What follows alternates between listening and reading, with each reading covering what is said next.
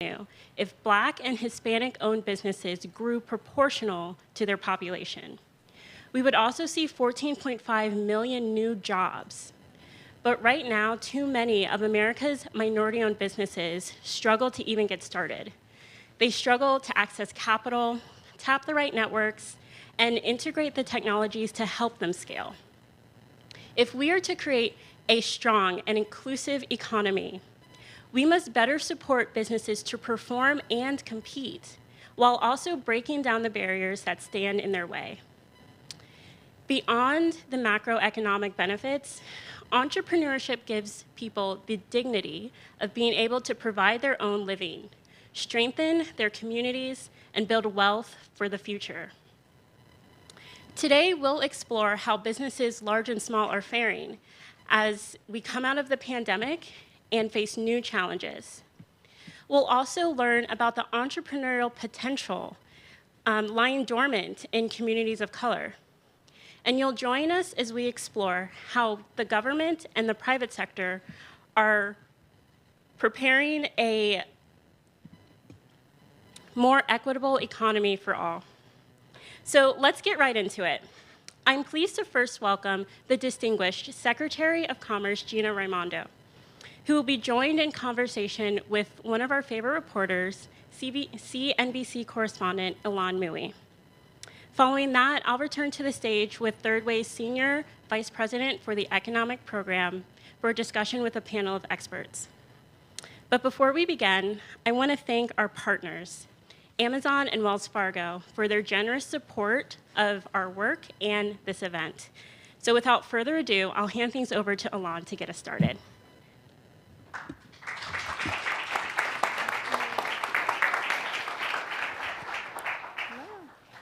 Hello again. How are you? Well, thank you so much, Imani, for that wonderful introduction. Thank you to you all for being here to come listen to this important conversation hosted by the Alliance for Entrepreneurial Equity. Thank you to Third Way, of course. Thank you to the National Urban League. And thank you to the Secretary for taking time out of this very busy day to join us in this important conversation. Thank you. It's great to be here. It's exciting to be in a room with so many young folks, and it's great to be here. Wonderful. So let's start first with talking a little bit about what's been taking up a lot of your time, which is this CHIPS Act. You've been pushing extremely hard on Capitol Hill for this $52 billion in funding to help shore up domestic semiconductor production.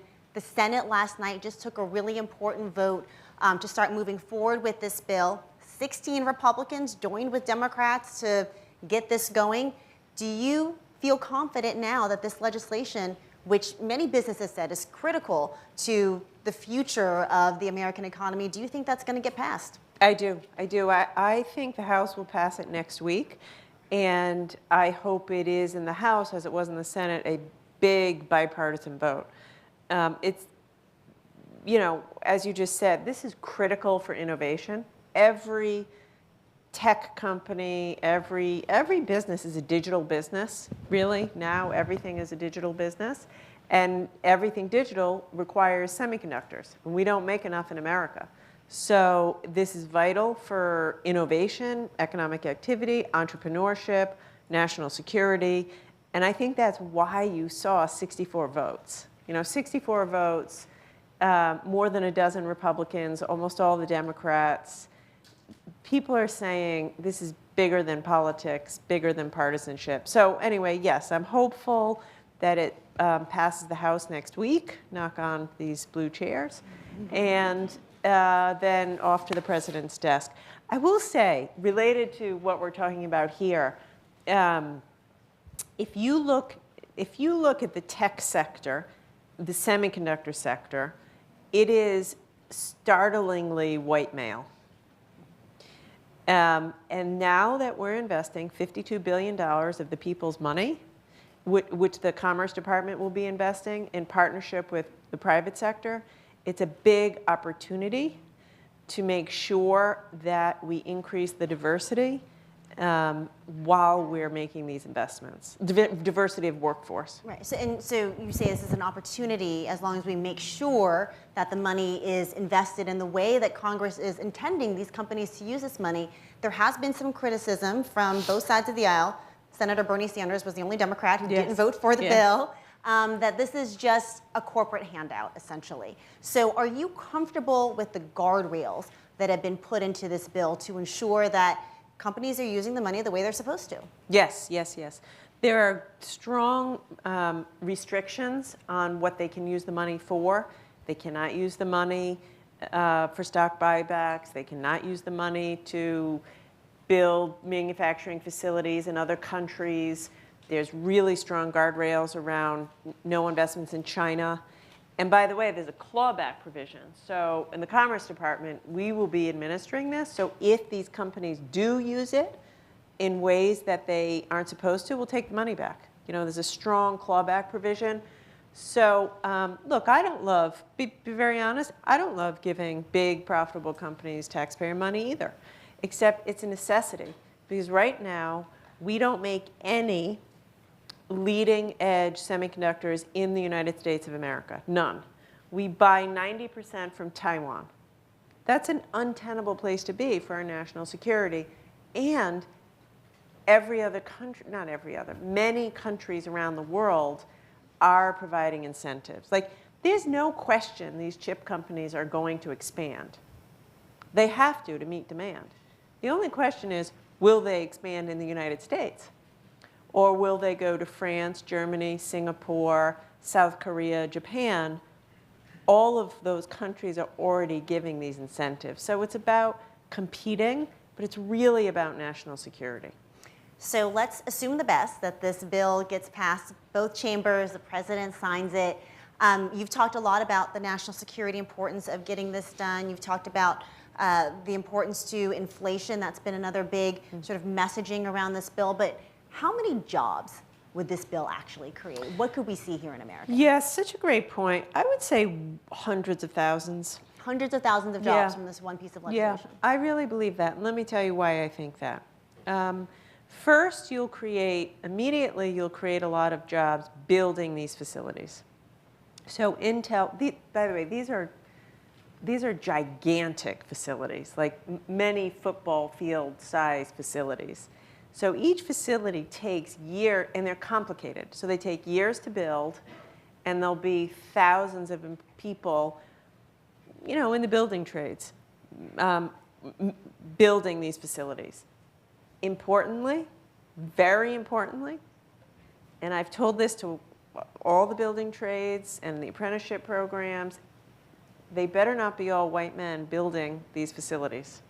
This is an opportunity to create jobs for women and people of color, non-college educated folks. You know, these are good long-term jobs. Anyway, in the one facility Intel's building now in Ohio, they said it's 7,000 jobs just to build the facility. Then, of course, you have all the people working in every one of these manufacturing facilities. But then it's not just the semiconductor fabs, because when you build such a big fab to make the chips, then all the supply chain wants to be near that. So the chemical companies, the electronics companies, the substrate companies, the tooling companies, they're going to build up around every one of these fabs. And by the way, that doesn't even include like the startup activity, the truly entrepreneurial activity in design firms, startup companies, emerging tech companies. So if we do this right, and I believe we will, we're going to build whole new ecosystems in different regions around America in semiconductor innovation. So in connection with the theme of today's discussion, if you're a small business who's in the audience or who's watching online through the streaming, how do they get in on it? I mean, what are the provisions in the bill or in the regulations that will come out of it that would allow small businesses to get a piece of the pie? Yeah. So a couple things. One, there is a provision which the House inserted in the bill, and I forget the precise details, but essentially it's a provision preferencing minority and women-owned contractors. So that's important. The Department of Commerce is going to create an office within the CHIPS office to make sure there's minority and women-owned representation in the supply chain for this. Beyond that, what I wanted to highlight today, the Department of Commerce operates something called the MBDA, Minority and Business Development Authority Agency. Shockingly, it's the only place in the entire federal government that has a mission of providing technical assistance to small minority-owned businesses. And I say shockingly because it's a tiny office within the Department of Commerce. It is the only place. How many people? How many people? I don't know, 100? Like, it's a small, we have 56,000 people in the entire federal government, in any event. So we are looking to beef it up. Congress just reauthorized it. But we have a number of initiatives that we are rolling out in the MBDA that I want everyone here and listening to be aware of. And I brought my card because I want to make sure. That agency is now permanent, right? Under It's the permanent. infrastructure It's law. now Okay. permanent. So we have a new initiative called the Enterprising Women of Color Initiative, which involves training and technical assistance for women of color-owned businesses. For everyone here to know, we already operate 35 business centers all around the country, providing technical assistance, especially to help these businesses secure capital and matchmaking with contracting opportunities. So we will have a special effort in this CHIPS working with MBDA to do the matchmaking, which is what you're talking about. And then we're also piloting a minority colleges and university pilot program to provide funding and support for entrepreneurship training and curricula and courses to help students learn. So what's my point? I want everyone here to know, check out MBDA if you haven't already done that, because it's permanent now. We are putting a lot of effort into it, and we're going to connect MBDA to the CHIPS effort. So how do you get in on this? Go to MBDA, and we'll get you in on what we're doing through CHIPS. Is the office big enough to handle the size of the need that's out there? It's what we have now. I think it should be bigger. Every year we go to Congress and we advocate for more. I will continue to advocate for more, but we're going to do everything we can. And that's why we're working with HBCUs, working with colleges and universities, working with the private sector so that we can leverage other organizations. When you look across the landscape, where do you see the logjam, if that's the best word for it, in terms of creating and sustaining some of these small businesses, some of these startups, especially for communities of color, for women? Is it a lack of capital? Is it a lack of inspiration? Is it not having the networks in place in order to be able to grow the business and to find the help they need, the technical support that you're saying this office offers? It's such a great question. Look, I think there's no one thing, but I'll tell you, it's not a lack of capital. There has never been more capital available. Is it connecting to the capital? Yes, exactly. I think it's your third thing, the networking. The capital is there. There's never been more capital, never been more loan capital, equity capital, startup capital, private equity. Capital markets are flush. It's connecting women and people of color in rural communities and certain communities with the capital. And it's that word you use, whether it's networking or matchmaking. I see it, by the way, at one of the other things we run at Commerce is the U.S. Patent Office. So USPTO falls under Commerce. And we just started this new initiative around inclusive innovation. If you look at the patent bar, patent judges, who files patents, so like at the very early end of the food chain, it's not diverse. So at every level, we have to find kids in school. It starts with teaching computer science in middle school and in high school, and connecting the youngest entrepreneurs in inner city communities, and for girls and for women, with training and with capital and with the whole innovation ecosystem. And so that's why there's so much work to do. One of the things I know your office has done a lot of work on is the digital divide. There was a lot of money in the infrastructure law toward increasing broadband access, access and affordability, I guess. Where does that stand in getting some of that money out to the people who need it? Yes, so last week was a big week because the Commerce Department has $50 billion that we are investing to make sure every single American has broadband. That's the goal, internet for all.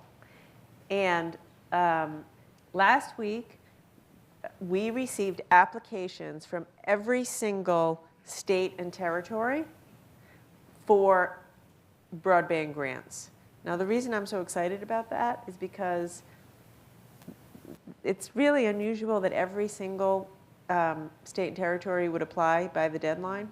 To be honest, like they're excited about it. They want to get their application in. This is a big deal. We work very, very hard. Every tribe applied, every territory applied, because we need to get into every nook and cranny of America. Like, and I mean every, you know, low-income high-rise, every tribal community, every rural place, every family-owned farm in America. Though that's who now doesn't have broadband, or they have it and it's not affordable. So we're getting it out, we're getting it done, you know. So they apply for this money. How long will it take for you guys to review the applications? It's a rolling basis. So everything's being done on a rolling basis. We've already put some grants out for tribal communities. We've already put some grants out for infrastructure. It's a rolling basis over the next, you know, it'll take us 5 to 10 years to get everybody fully connected, and we're going to go as fast as we can. How does broadband access relate to entrepreneurship, especially for women? It seems like, you know, we've talked before about you can't start your own online business during the pandemic, for example, if you don't have the internet to start it online. So can you talk a little bit about why getting people connected can actually increase entrepreneurship? Yeah, it's huge. It's the reason you just said. I mean, if you have a fantastic idea to start a business and you want to start in your home, which by the way is where every business starts, you know, I mean everything. Google started in a garage, the famous in my garage. It starts in your basement, at your dining room kitchen table, in the garage. You can't do it if you don't have internet. And I've actually talked to so many women, particularly, who struggle with this. I'll give you one example, like Etsy, you know the company Etsy? The vast majority of people who sell products on Etsy are women. It's a great way, or eBay, you know, it's a great way for women to start a business and sell. But you need internet. And I've talked to so many women who struggle to expand their business on Etsy or eBay because they don't have a reliable connection.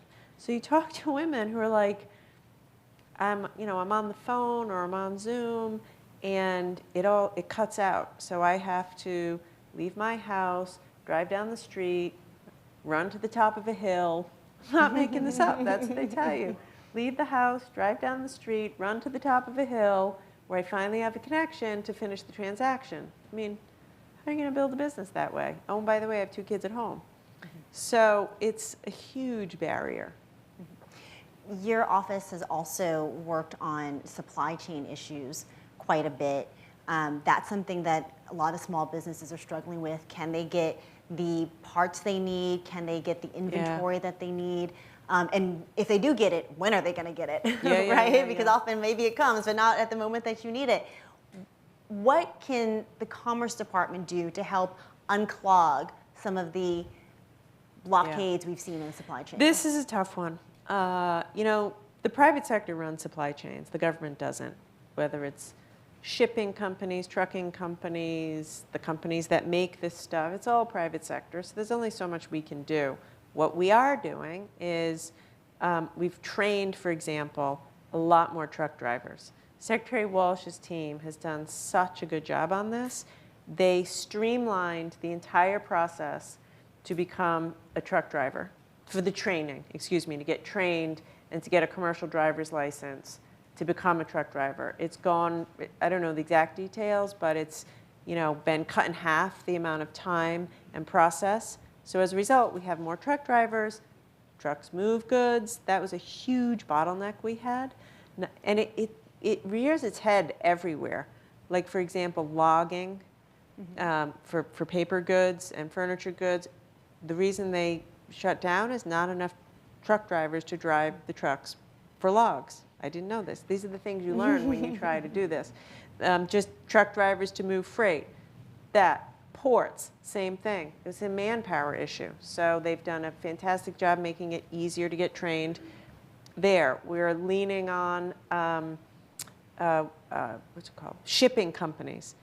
There's absolute price gouging going on in that industry, so we're leaning on them to bring down the prices. It's not just getting the goods that's affordable. Ocean freight shipping prices have gone through the roof. So we're also working a lot on transparency, which is a huge deal. I didn't realize that. Just getting suppliers together with their customers to identify where the bottlenecks are, and then just linking up suppliers with consumers. So you say there's clearly price gouging in the shipping industry. Do you think that there's corporate greed that's driving some of the inflation that we're seeing today? Is it, should small businesses look to the big businesses and say, hey, you're one of the reasons that I have to pay more for my goods? Yeah, I think that's probably not a huge driver behind inflation. I mean, does it exist? Yes. Should it stop? Yes. But I'm not an economist, but I think if you really look into what's driving inflation, that's not a big factor. I mean, inflation is a global problem. This is by far not a U.S. problem. Europe is struggling with higher inflation than we are. The war in Russia, Putin's war, has a huge contributor to inflation. Gas prices have gone up, immensely in the United States, tied exactly to when he moved troops to the border. Food prices, same thing. So, and then of course the pandemic, all these supply chain challenges. So what do you tell then to small businesses who you meet with, who say, what is the Biden administration, what are you as Commerce Secretary doing about these high prices? Yeah, we're doing everything we know how to do. The Fed has the strongest tools, so the president has been clear, give independence to the Fed and let them do their job. For our end, we are, this CHIPS Act, working with Congress, trying to unclog supply chains. The congestion at the ports, for example, our efforts really helped. Ports are mostly unclogged, which was not true, 6 or 7 months ago. And so we are going industry by industry, issue by issue, trying to unstick supply chain, increase supply. Like one thing the president is doing is leaning on domestic suppliers and global suppliers of oil. We need more supply of goods, supply of oil. Increasing production will decrease prices. But what I really say is, I know it's rough. I think it's really important to acknowledge it. Americans are struggling and small businesses are struggling. What about gas prices? You were talking a little bit about the oil markets. Is there anything that small businesses should be thinking about as they struggle with the cost of fuel these days? We have to work on the demand side. I've just talked a lot about the supply equation because fundamentally this inflation is being largely driven by lack of supply or disrupted supply.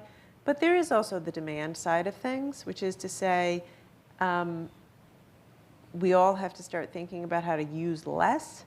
It's interesting, if you talk to people who track this, there hasn't been much rationing of gas, for example. Mm-hmm. So I think we all have to be aware of reducing our own demand where we can. And final question for you, not to end on a down note here, but there are some economists out there who are warning about the potential for a recession next year.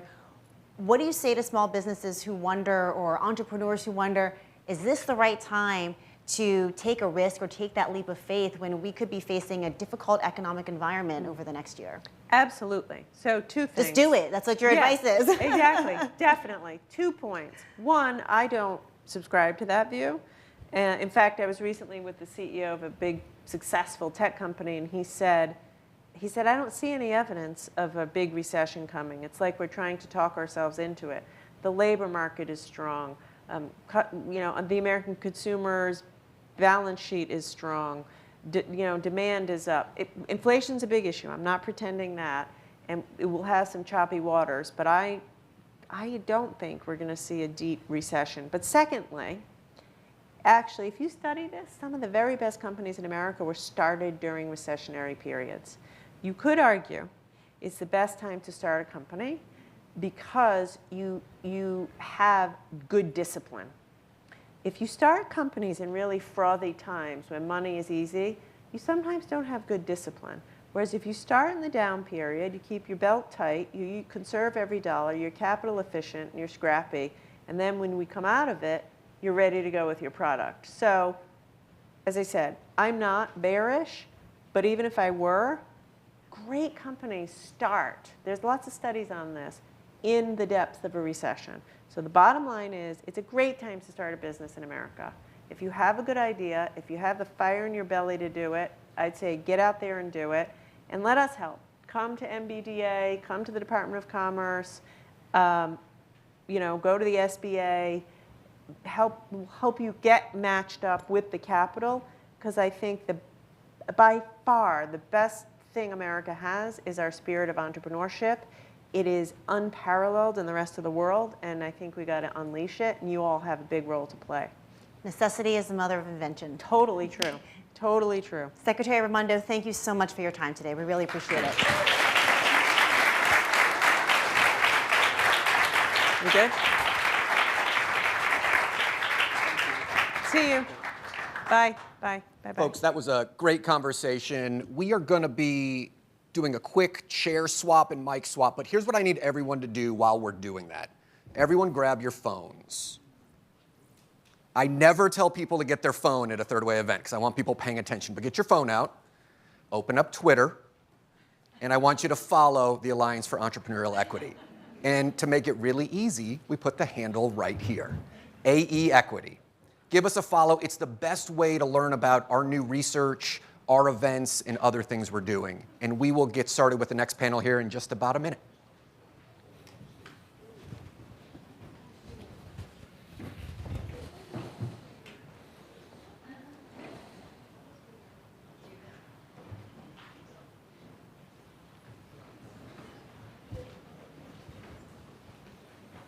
All right.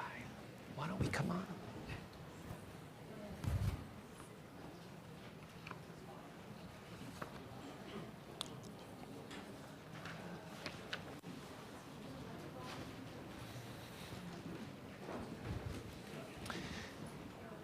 Claire, why don't you come on up?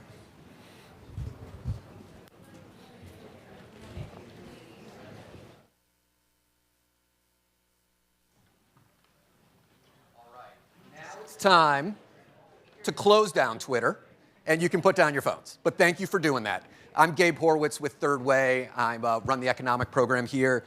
That was a great conversation. I'm so glad that we got to hear from Secretary Raimondo and all that they're doing. In order to expand opportunity for more women and people of color to start and scale businesses, we know there's a huge government role. And we just heard about just a fraction of what the Department of Commerce is doing, and frankly, there's many other agencies doing other work on that front. But government's not the only answer. The private sector has a big role in supporting entrepreneurs too, which is really why I'm so excited to be here with this panel. Let me tell you who we have on stage.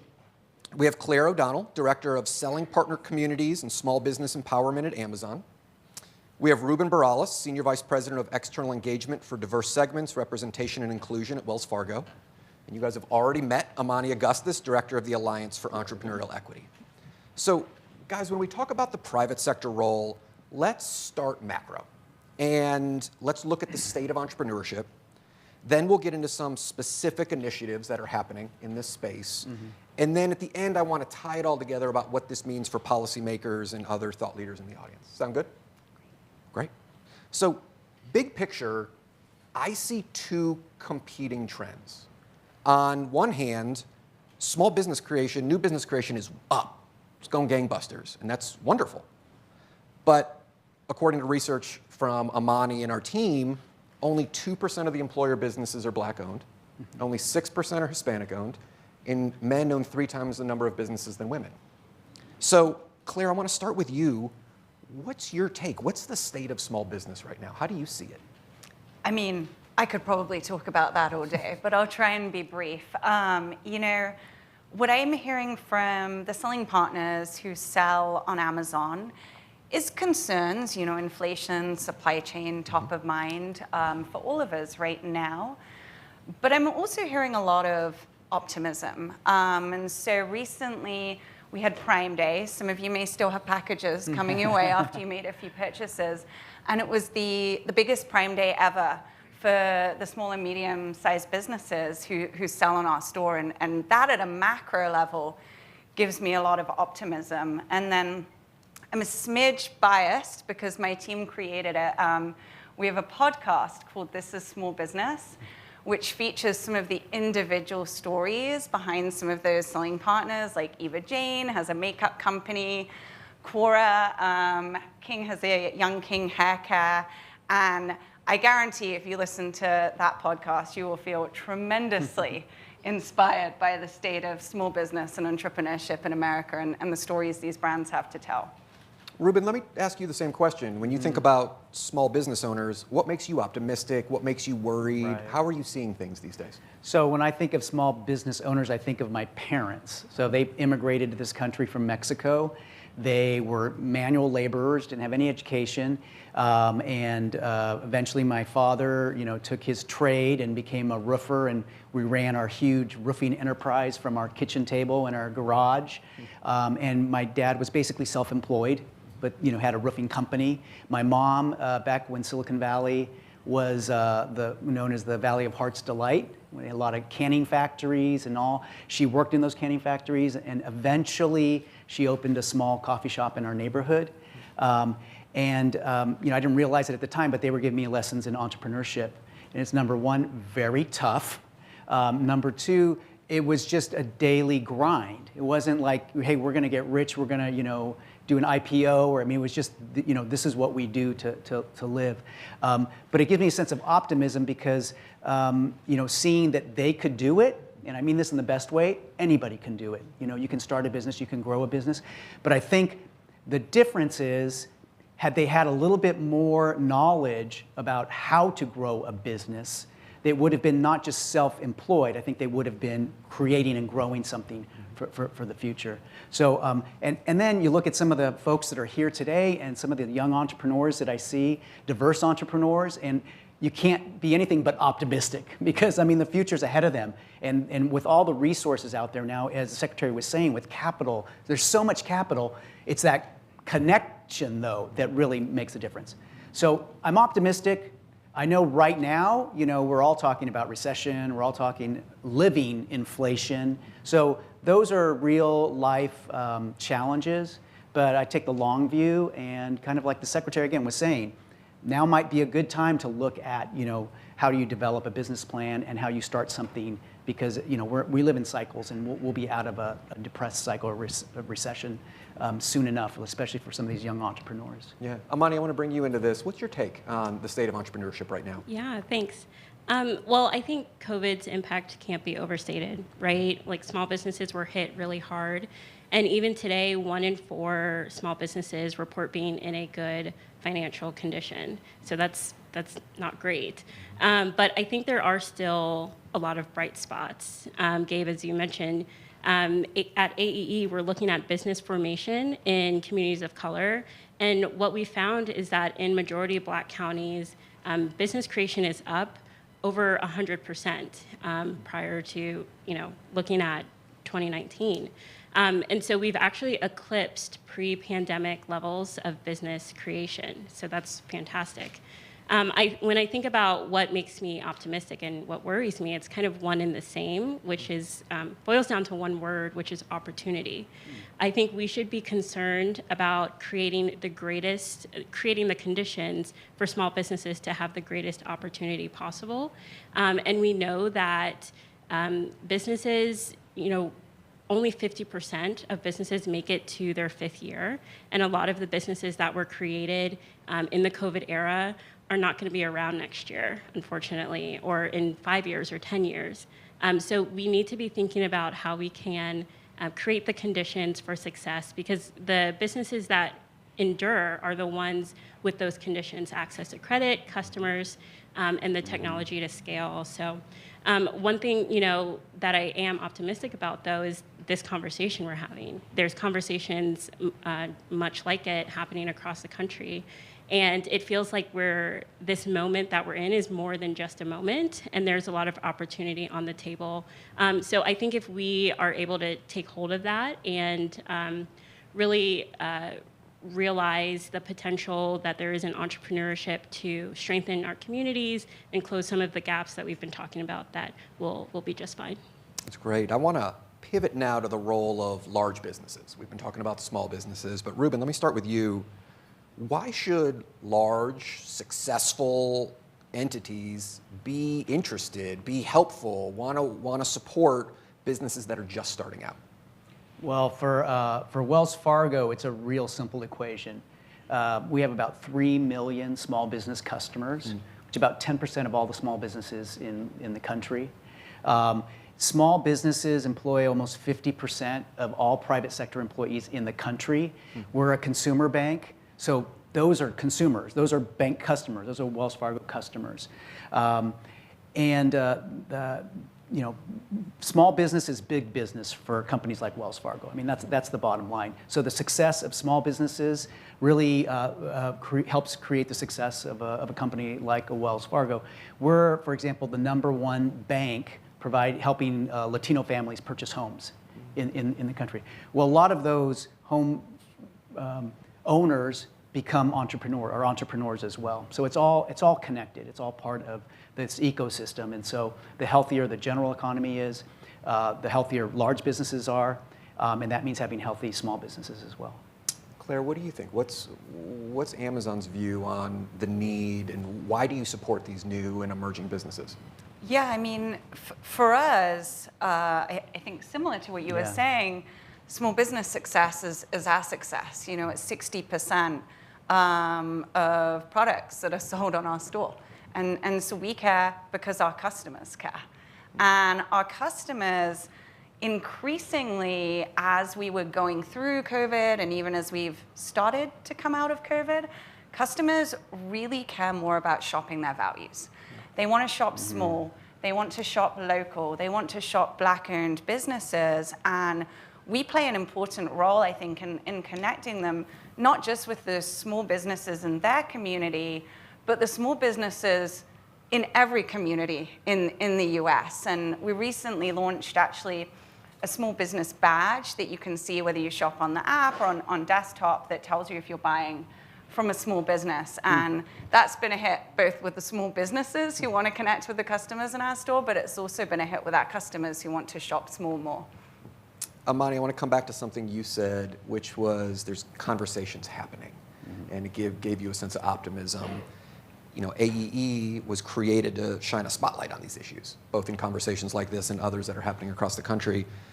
Really shine a spotlight on the barriers that women and people of color face. We've talked a lot about optimism, which I think there's a lot of reason to be, but there's also a lot of challenges. When thinking about these communities in particular, what specific barriers are you most focused on? What are people struggling with the most? Yeah, when I think about AEE and the work that we do, we're really focused on helping policymakers close the opportunity gap. And for us, whether it's getting started, helping businesses, actually get started with enough capital, or finding those opportunities for contracting or procurement within the federal government, or having the technology to scale, we see for us these gaps at every single level of the entrepreneurial ecosystem. And so as I think about some of the things we're unpacking in our work, we do think about getting started and how do we connect communities early on with the financial literacy they need and the exposure they need to entrepreneurship as an option, as a career option. And then, of course, capital. We're all very concerned about businesses having the capital that they need to grow. And many times, minority-owned businesses will go to a bank and are more often rejected completely or don't receive all of the financing that they need. And in one report that we issued earlier in the year, on venture capital and the equity gap that exists there, we found that less than 0.5% of female Black and Hispanic founders received venture capital in 2020. And 2020 was a record-breaking year for venture fundraising. So we're looking at some of these things that kind of slow down the system. Businesses really are, minority-owned businesses tend to remain small and receive less revenue, and that really impedes their growth. So we're also concerned about making sure, the 98% of Black businesses that are sole proprietorships have the ability to scale and add employees. So that's great. I want to turn now to some specific initiatives happening in the space. And Claire, let me turn to you first because you just started mentioning this a little bit. I know Amazon started to identify the small businesses on your platform. You've created incentives for customers to make purchases. You also have this thing called the Black Business Accelerator. And I'd love it if you could take a little bit of time and explain what that is. I'd love to know, what is it and what have you found? How is it working? Yeah, thanks for asking. So the Black Business Accelerator, we launched last year and is designed to kind of sustainably increase diversity and growth in our store for Black-owned businesses. And as you know, the barriers Black-owned businesses face are unique. And so we designed the program kind of working backwards from those barriers and how do we help overcome them. Access to capital has been a topic today. Training, education, and then connecting these businesses with each other and with customers. All of those are a part of the Black Business Accelerator. And it's a journey. We're just about at the end of our first year, so we're still learning. And it's a long journey. We've committed $150 million over 4 years and are really excited to continue investing in the success of Black-owned business on Amazon and continue learning what works to make these businesses more and more successful. Has anything surprised you as you've gone through it? I think one of the things that probably surprised us most was the level of interest in the Black Business Accelerator from many businesses, even some that were too early stage to even be able to sell on Amazon. They didn't yet have a product, and so that obviously was an interesting learning for us. Ruben, let's talk about Wells Fargo for a minute. Oh, my favorite topic. I understand. With your Open to Business Fund, you've supported financial institutions, you've supported nonprofit organizations that specialize in serving the businesses that we're talking about here today. Can you tell us a little bit more about that initiative and how it's going? Sure. So Open for Business was basically created as a result of the pandemic and the PPP program, which I'm sure folks are familiar with. And what you might not realize is that the banks that participated received fees for participating in the program. So our CEO, Charlie Scharf, basically said right off the bat, we're not taking those fees. We're actually going to take the fees that we get, and we're going to provide a fund supporting primarily diverse-owned small businesses. And so we did that through our. Thank you. Yeah. Well, it's $420 million that we've taken, and we've identified two main areas that were talked about here: access to capital. We know that's an important issue, and technical assistance. So the first tranche of that, over $100 million, went to CDFIs, Community Development Financial Institutions, to help provide capital for diverse small businesses around the country. Second phase has gone to, again, CDFIs and nonprofits that work on providing technical assistance to small businesses. And then there's a third tranche that's going to be much more location-focused, trying to create an ecosystem in certain areas. So that's basically the use of those funds, and we're trying to figure out how best to serve these small businesses, help them grow. They were disproportionately hit through COVID, so we want to make a special effort to provide support for them now that we're hopefully getting out of it. That's great. Amani, you mentioned at the very top, Third Way's joined forces with the National Urban League to put all of this on. And it's unfortunate Stephanie Devane, who runs the Urban League's Entrepreneurship Centers, unfortunately couldn't make it here today, but I'd love it if you could tell us a little bit more about the decision to partner with the Urban League, how that came about, why, and give folks a little bit more of an understanding. Yeah, well, I think for us at Third Way, partnering with the Urban League was really a no-brainer. They are an institution, more than 100 years old, deeply rooted in the communities, more than 300 communities that they serve across the country. And they have a long, long record on economic empowerment. So it's, an honor to partner with them in this. And some of the work that they do in the community has just really been remarkable. Annually, I think they serve over 2 million people annually through their entrepreneurship centers and things like that. And particularly on entrepreneurship, they are world-class. And if you're a small business and you're looking to just start out and you're looking for information about how to get started, where to go for funding, getting capital, any one of the Urban League's 13 entrepreneurship centers around the country are there to serve you with training and assistance and advice. So it's really a no-brainer for us, and we're honored to be part of this organization with them.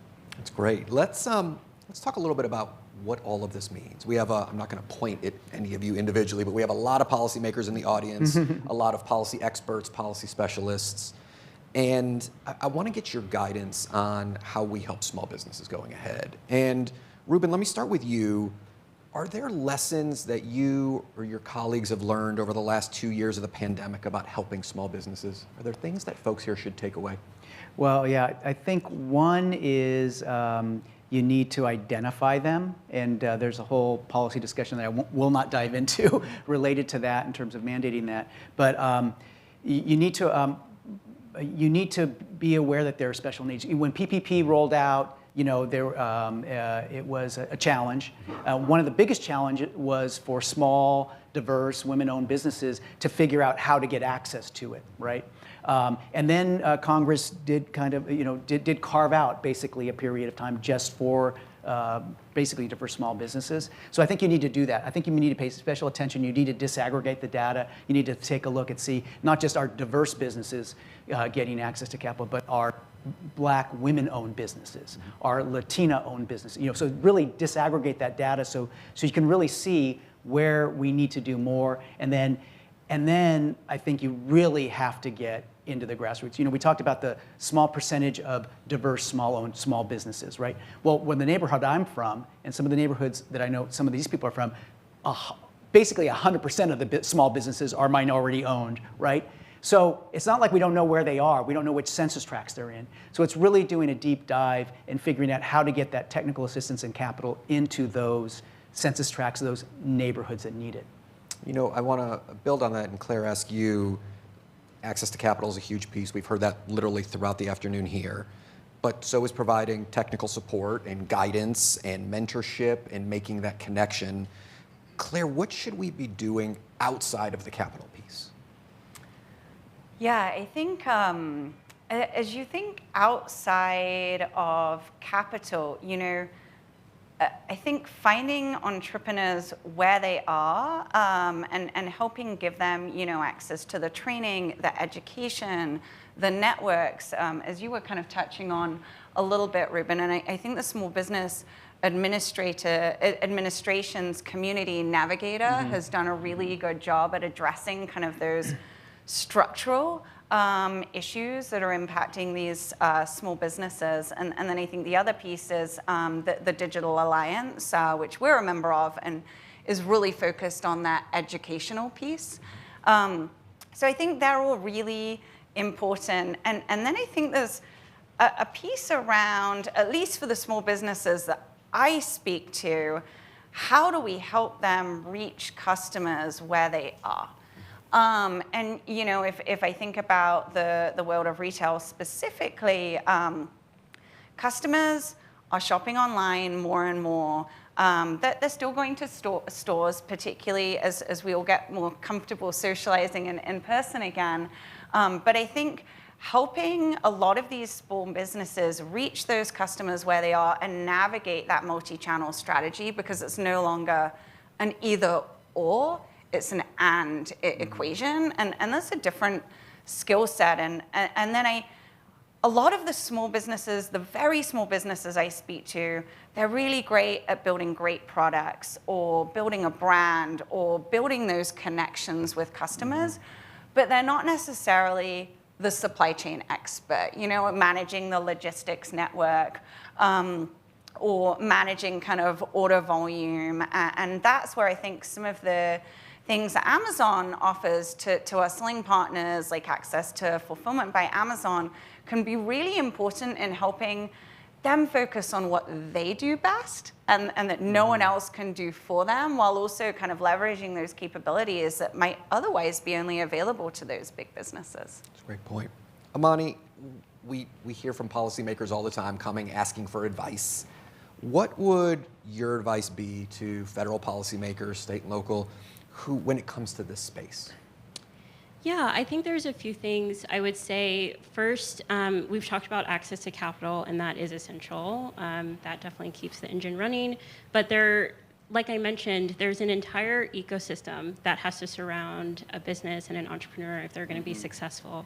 And it goes beyond capital, right? It goes to the networks. It goes to being able to access markets and customers where they are. It goes to the broadband that was mentioned earlier. And so looking at the entrepreneurial as an ecosystem of support and the ways that government and policy can plug in to support there, I think is really important. I would also say that there are some big, bold changes that we need, and especially if we're going to increase inclusion and equity throughout the ecosystem, there's definitely going to be some bold programs that will be needed, but there are also a lot of small incremental changes and progress that can be made now. And there are many bipartisan issues that I think we can advance in the interim as we're putting those programs together. And I think as we're doing that, we have to be intentional in the way that we create these policies. Ruben, as you mentioned, with the PPP program, understanding that many minority communities don't have established relationships with financial providers, and thinking about that as we're crafting some of our programs and our policies, and being inclusive in the resources that we make available to those groups, I think is really important. We're about to come up on time, so this is always the frustrating part because I have 400 more questions, but I know I want to be respectful of everyone's time. Let me just ask each of you, thinking about the audience here, small business owners, policy leaders, academics, and others, any last words of wisdom for this crowd? I'm going to ask each of you that. Anything to watch for, anything to be aware of, any advice? Claire, I'll start with you. Yeah, I mean, where I learn the most is talking to them, talking to the small businesses who sell on our store every day, and it both inspires me and it also helps me learn what some of the real challenges that they face every day are. So I would probably say, please keep talking to those small businesses or to the people who are talking to them. That's great. Ruben? Words of wisdom you do not want to get from me. I think all you want from me is a website. So thank you to our communicators. I have it here somewhere. Just want to make sure I get it right. It's a project that we underwrote with Community Reinvestment Fund USA, and it's a small business resource navigator. So it's, I don't know what this stands for, www, so it's bizresourcenavigator.com. bizresourcenavigator.com for entrepreneurs who are looking for answers to questions that they might have in terms of how to start and how to get financing and all that. That's great. Amani? Yeah, I would say, entrepreneurship, there's no one way of going about launching your business, running it, and getting started. And so I think we tend to look for formulas for things, and every entrepreneurial journey looks different, and it's not monolithic, and everyone has different needs. And that's exciting. That should be exciting because the community is really vibrant. So just encouragement to anybody who's doing it differently, I think would be my final words. That's great. And I will give one final word since we're throwing out websites, aequity.org. Write it down. You've already followed us on Twitter, so that's wonderful. Just to follow the Alliance's work, our research, our policy. I want to thank my panelists right here. I want to thank Secretary Raimondo again and Ilan Mui. It's been great to hear from you guys and get that wisdom. It's been great to see many of you, and to all the folks who are watching on the live stream, thank you for tuning in. We're going to keep these conversations going throughout the coming years, so would love to keep talking to you as we've talked about here, and hope everyone has a good afternoon. Thanks, everybody.